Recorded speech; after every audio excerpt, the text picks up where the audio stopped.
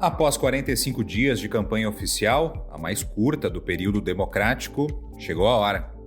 Mais de 150 milhões de brasileiros vão às urnas neste domingo, no primeiro turno das eleições gerais.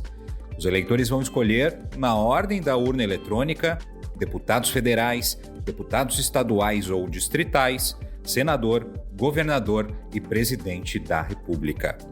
Foram campanhas bilionárias.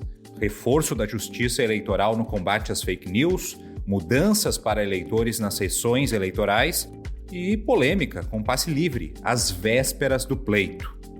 E agora, o que esperar das eleições do próximo domingo? Eu sou Felipe Nabinger e esse é o podcast Matriz de Política do Correio do Povo.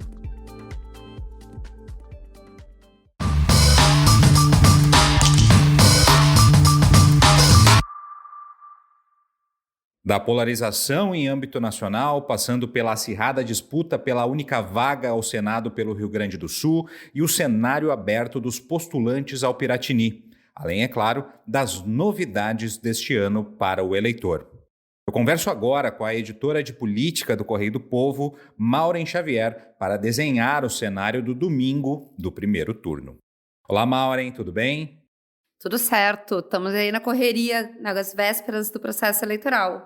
Pois é, muito corrido, muito curta a campanha. E a gente começa a falar justamente pela principal disputa, que é a de presidente da República.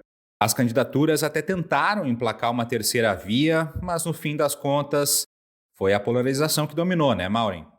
Exatamente, Nabiger. Acho que é interessante a gente contextualizar um pouco o eleitor. Por quê? Porque apesar da campanha ter sido a mais curta, a pré-campanha foi muito longa, né? Desde o ano passado, muitos partidos já avisando essa polarização, com o PT indicando que iria formalizar o ex-presidente Lula na disputa, Jair Bolsonaro confirmando que iria disputar a reeleição e ainda com a situação envolvendo a sua situação partidária, propriamente dito.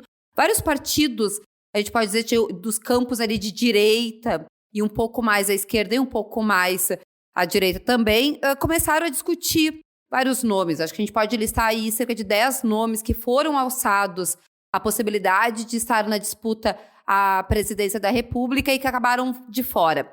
Mas também acabaram algumas candidaturas vingando. A gente tem aí na disputa cerca de 12, 13 nomes na disputa nacional. Porém, lá na ponta mesmo, a polarização venceu e a gente deve decidir nesse domingo aí qual vai ser o próximo passo. Se vai ser talvez uma consolidação no primeiro turno ou a disputa em segundo e um acirramento maior desse cenário. A gente pôde acompanhar nos últimos debates, não foram muitos, que basicamente esses dois candidatos, o ex-presidente Lula e o presidente Jair Bolsonaro, eles dominaram as atenções, né? Também teve muito acirramento nas suas conversas, acusações, trocas de farpas, para nós dizermos os melhores termos. Então esse foi o sentimento desse processo nacional e vamos ver qual vai ser o desfecho nesse final de semana. Independentemente, na minha opinião, de que qual for esse resultado, vai ter ainda batalhas de narrativas, vai ter ainda muitas acusações, então esse acirramento ele ainda vai permanecer. Mas vamos ver o que as urnas vão dizer em relação a essa disputa nacional. Pois é, essa eleição ela talvez não acabe quando termina, né? Porque a discussão vai seguir independente de qual for o resultado. Só que aqui no estado, essa polarização, mesmo que os candidatos dos partidos do ex-presidente Lula e do presidente Jair Bolsonaro tentem colar os seus nomes aos presidenciáveis, parece que essa polarização não pegou, né, Maureen? Isso é interessante, porque de um certo ponto a gente tinha essa expectativa e tem candidatos que tentaram fazer com que essa polarização funcionasse, né? Então vamos recapitular. A gente tem o quê? A gente tem esse cenário da disputa aqui do Rio Grande do Sul começando a ser formada no ano passado, nomes que começaram a tentar emplacar na disputa, uns conseguiram, outros acabaram saindo dessa corrida ali no final do período das convenções em agosto. A gente tinha vamos dizer assim, uma grande incógnita que acho que permeou a pré-campanha aqui no estado, que foi o que o ex-governador Eduardo Leite iria fazer, qual seria o destino político dele. Isso chamou muitas atenções e isso impactou muito nas negociações. De uma certa maneira, eu até arrisco a dizer que atrasou muitas negociações dos partidos. Então, o que a gente acabou tendo? A gente acabou tendo, por exemplo, assim, o MDB, um partido muito grande no Rio Grande do Sul, com uma longa tradição, que não tem candidato, não tem a cabeça de chapa na disputa ao governo do Estado, e indicou a vice de Eduardo Leite, do PSDB. Porém, isso não foi um processo simples, foi um processo de rachaduras internas e de muitas polêmicas, muitas pré-prévias. Então, foi bem complicado esse processo. A gente vai ter ali no final de março o ex-governador Eduardo Leite tomando uma decisão que foi a de renunciar ao cargo de governador. Ele que tinha se manifestado desde a campanha de 2018, na verdade, antes ainda, quando ele era prefeito de Pelotas, que ele era contrário ao processo de reeleição, que ele achava que isso não era saudável para as negociações políticas, porém agora adota um discurso a favor da continuidade, para garantir que as medidas que foram adotadas durante a sua primeira gestão sejam mantidas. Ele se apresenta novamente como candidato. Ele tem liderado as recentes pesquisas, então ele entra nessa disputa e acaba bagunçando um pouco esse xadrez que foi exatamente os partidos começando a tomar posição. A gente vai ter diretamente, quando a gente pensa nessa polarização nacional, a presença de dois candidatos, né, que nada mais, nada menos de que o ex-ministro, ex-chefe da Casa Civil, vamos dizer assim, um político muito ligado ao presidente Jair Bolsonaro, que é o Onyx Lorenzoni, que inclusive trocou de partido, seguindo o presidente, né, e durante as suas próprias manifestações, tanto de campanha como nos debates, essa aproximação com o presidente Jair Bolsonaro. E a gente também tem a figura de Edgar Preto. Edgar Preto é um deputado, está em terceiro mandato, é o mais votado da bancada do PT na eleição de 2018, que tem a sua candidatura lançada, também uma candidatura que foi difícil de ser construída no campo da esquerda, nesse período de pré-campanha e mesmo durante o período das convenções. Acho que o exemplo mais simbólico é que ele teve o nome dele confirmado na disputa sem a completude da chapa, né? O que ali nos 45 do segundo tempo, para usar o trocadilho futebolístico, teve o ingresso do ex-governador Olívio Dutra na disputa ao Senado, que acabou aí consolidando, vamos dizer assim, uma coligação maior, formada aí por duas federações, as federações do PT, PCdoB e PV, e também a federação do PSOL e da Rede, com uma chapa que se apresenta. Apesar do movimento desses dois candidatos, do Onyx e do Edgar, e tentar fazer colar essa polarização nacional, parece que ela não criou raízes aqui, né? A gente tem, nesse momento, então, o Eduardo Leite buscando a reeleição, podendo ser, né, o primeiro governador reeleito no Rio Grande do Sul, que seria um fato histórico, liderando as disputas, na sequência, Onyx Lorenzoni e Edgar. E fora isso, a gente tem candidaturas que se apresentaram, muitas na última hora. Eu acho que a gente pode, por exemplo, citar o caso dos candidatos Vicente Bogo, do PSB, e Vieira da Cunha, do PDT, que não eram as primeiras apostas dos partidos, mas que apresentaram candidaturas. Nós também temos Luiz Carlos Reis, senador do PP, partido muito grande no interior, que começou a sua campanha um ano antes, basicamente, e também não conseguiu pelo menos não tem apresentado um bom desempenho, segundo as pesquisas, e agora, na véspera da eleição, perdeu a sua candidata ao Senado, comandante Nádia. Então, esse é um pouco do cenário, que se encaminha sempre para uma segunda etapa, e vai ser interessante ver como que vai ser a movimentação desses outros candidatos nessa segunda etapa, né? Como que vai comportar-se, vamos dizer assim, alguns partidos diante de tantas críticas feitas a Eduardo Leite, por exemplo, e Onyx Lorenzoni. E também qual vai ser a influência se a disputa nacional também for para o segundo turno. Acho que são muitos fatores que ficam abertos e provavelmente essa briga aqui a gente vai até 30 de outubro. Pois é, e outra briga, que essa não vai até 30 de outubro, porque não há segundo turno para senador, né?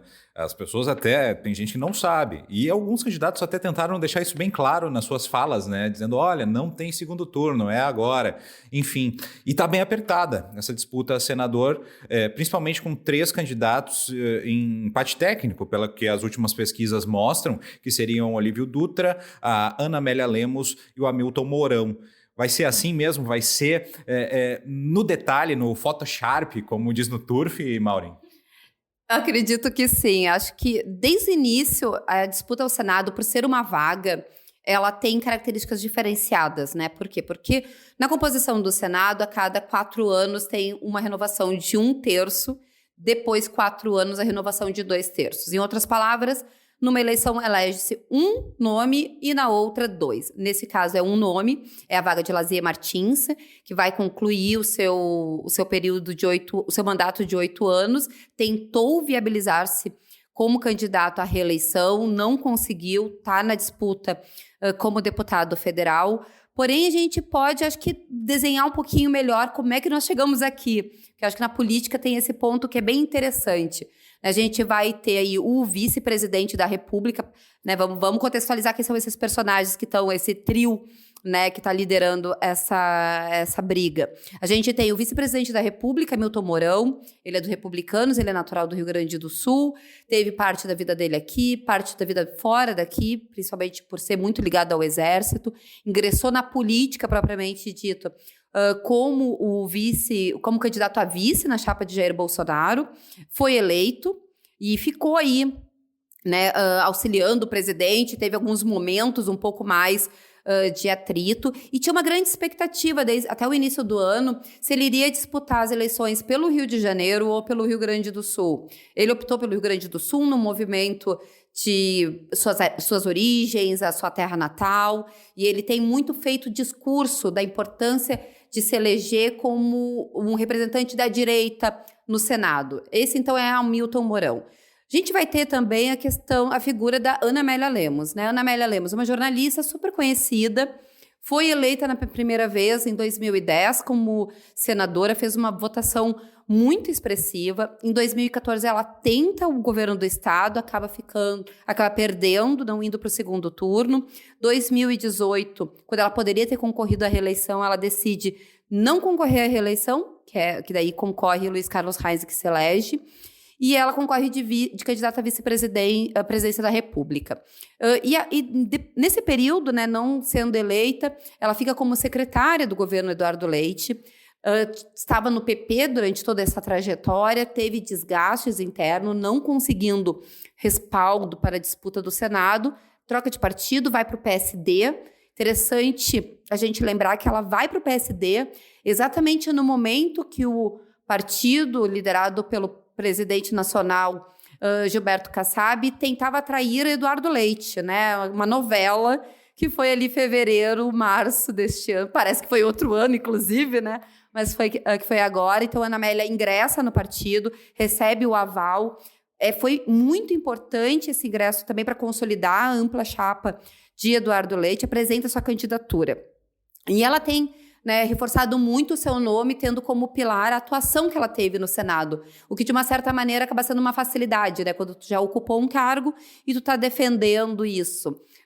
E nós temos em terceiro, né, como terceiro nome, Olívio Dutra. Olívio Dutra, 81 anos, ex-governador do Rio Grande do Sul, uma figura super carismática, né, e que, vamos dizer assim, ele foi a surpresa da eleição. A gente pode dizer isso. Por quê? Porque ele era um nome que vinha sendo comentado internamente. Por quê? Porque ele representa uma ala antiga, uma ala mais raiz, vamos dizer assim, do PT, né? Ele tem um perfil, uma postura agregadora também. E foi o que aconteceu, né? Ele apresentou-se com uma possibilidade de uma candidatura coletiva. Isso fez e viabilizou a atração do PSOL nessa chapa. Ele pretende, né, exatamente fazer um mandato no qual os seus suplentes tenham atuação. Então, acho que é bem interessante. Então, a gente tem 3 nomes, como eu pude, né, aqui falar rapidamente, com perfis diferentes, né, com características diferentes e que estão pontuando muito próximo. né? Então, a eleição de Senado é exatamente isso. É a campanha que vai até o último minuto, assim como dos deputados, das proporcionais, vai no último minuto. E eu acho que a apuração vai até o último minuto também. Acho que vai ser assim... E foi, né? Por exemplo, se a gente lembrar 2014, quando o Lazier, naquela ocasião, estava concorrendo e o seu principal adversário, vamos dizer assim, era o Olívio Dutra, a apuração foi até o último minuto. E foi uma margem muito pequena. Então, sim, é uma eleição de um turno só e que deve ser decidida no último minuto. Essa aí tá saindo faísca. Comentou brevemente ali sobre as proporcionais, né, Maureen? Acho que rapidinho, só para a gente deixar o nosso ouvinte aqui do podcast Matriz ciente do cenário, né?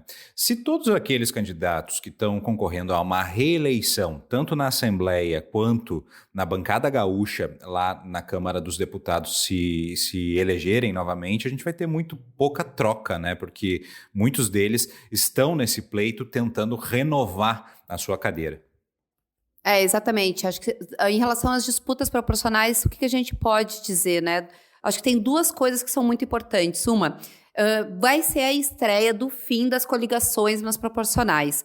O que isso quer dizer, em outras palavras? Antigamente, os partidos podiam se unir nas proporcionais e se ajudarem na questão da quantidade de votos. Então, o que a gente teve dessa vez com o fim das coligações, o que já foi sentido na disputa municipal de 2020, quando teve muitos candidatos, por exemplo, às vagas de vereadores, replicou agora. Essa é a verdade, né? Então, por exemplo, a gente teve um aumento muito grande no número de candidatos que estão disputando uma vaga à Câmara Federal, né? Um aumento bem expressivo, é o recorde de inscrição, são mais de 10 mil candidatos para as 513 vagas, então é uma disputa bem concorrida. A renovação tende a ser pouca, eu acho que essa vai ser uma grande surpresa, vai ser a grande incógnita, né? Por quê? Porque a gente veio de 2018, quando teve uma renovação muito grande, puxada por um movimento do bolsonarismo, né, em que partidos pequenos e muitas pessoas que não eram da política se elegeram com votações muito grandes. Isso vai se repetir agora? Essa é uma grande incógnita que eu acho que mexe nesse panorama todo de forças políticas, né? O presidente e muitos dos seus apoiadores foram para partidos, principalmente para o PL, né, que hoje é um dos maiores partidos dentro da Câmara Federal. A questão é se ele vai conseguir, né, reproduzir essa força toda pós-eleição. A gente tem aqui no Rio Grande do Sul, acho que é bem interessante também, todos os candidatos estão concorrendo a alguma coisa, né? A gente tem um grupo que está disputando, está tentando sair de Porto Alegre e ir para Brasília, mas a gente também tem candidatos que estão na disputa para o governo do estado, né? 2 estão nessa disputa, por exemplo, né? O caso do Edgar Preto como governador, Gabriel Souza como vice de Eduardo Leite. Então, vai ter uma renovação? Vai. Né? Eu acho que são duas características que a gente tem que ficar muito atentos no domingo, quando sair a listagem final. Quais os partidos que vão ter maior representatividade e qual é a relação deles com os eleitos para os cargos dos executivos. Por exemplo, na disputa de Eduardo Leite e Onyx, né, qual que vai ter mais facilidade ou menos facilidade se for eleito com a Assembleia que sair das urnas. E outra é exatamente a questão da renovação, né, quem fica e quem sai. Então, né, essa é outra eleição que também tem que ser no último voto para exatamente ver quem é que entra nas vagas. Então tá, né, Maureen? Maureen Xavier, é editora de política aqui do Correio do Povo, falou com a gente no Matriz. Muito obrigado, que seja tranquilo nesse domingo de eleição, que todo mundo possa exercer aí o seu direito de voto, vá lá na urna e crave aquele que acha que é o mais preparado para assumir cada um dos papéis que estão em jogo nessa eleição. Valeu, Maureen. Muito obrigada. E sim, na verdade, que cada um vote com consciência e principalmente que não esqueça de quem votou, né? Porque o mais importante é votar e depois acompanhar os que serão ou não eleitos e manter a cobrança em relação a eles. Mas sim, que domingo seja a gente vai fazer uma ampla cobertura aqui no Correio do Povo, cobertura em minuto a minuto, cobertura em tempo real, de apuração também. E depois a gente está preparando um material todo especial para segunda-feira, no impresso, em relação a toda essa cobertura e essas análises que vão vir. Mas sim, que todo mundo vote com consciência e que seja uma votação tranquila. Até lá!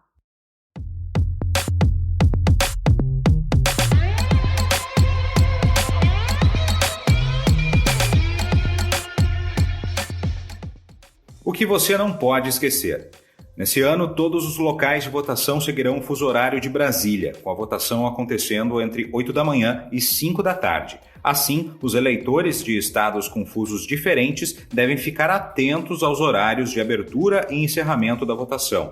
Pela nova regra, nos estados de Mato Grosso do Sul, Rondônia e Roraima, e em alguns municípios do Amazonas, o horário pelo fuso local será das 7 da manhã às 4 da tarde. Já no Acre, a votação é das 6 da manhã às 3 da tarde. E em Fernando de Noronha, as urnas funcionarão das 9 da manhã às 6 da tarde no horário local.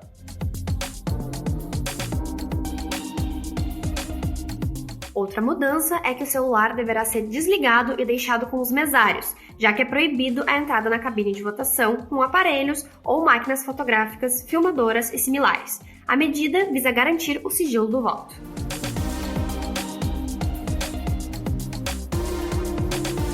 Pessoas portando armas de fogo, sejam elas civis que tenham porte de arma ou integrantes das forças de segurança que não estejam em serviço junto à Justiça Eleitoral, não poderão ingressar em sessões eleitorais. A exceção dessa regra serve para agentes de segurança em serviço que forem votar.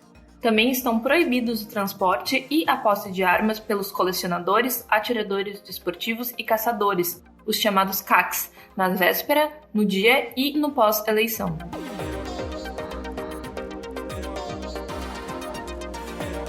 Não existe a chamada lei seca no Rio Grande do Sul no dia das eleições. A proibição do consumo e da comercialização de bebidas alcoólicas na véspera e no dia da eleição ocorre em alguns estados, mas não é o caso do território gaúcho.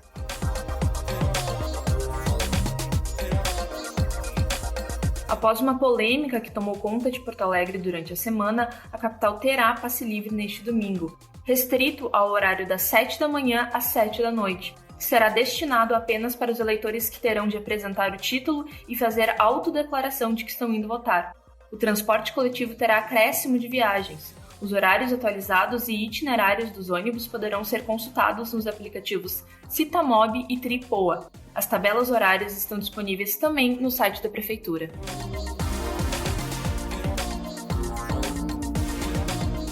E hoje ficamos por aqui com o podcast Matriz. Meu nome é Felipe Nabinger. Esse programa teve a participação da editora de política do Correio do Povo, Maureen Xavier, de Flávia Simões, Paula Neyman e edição de Aleph Alencar. Até a próxima!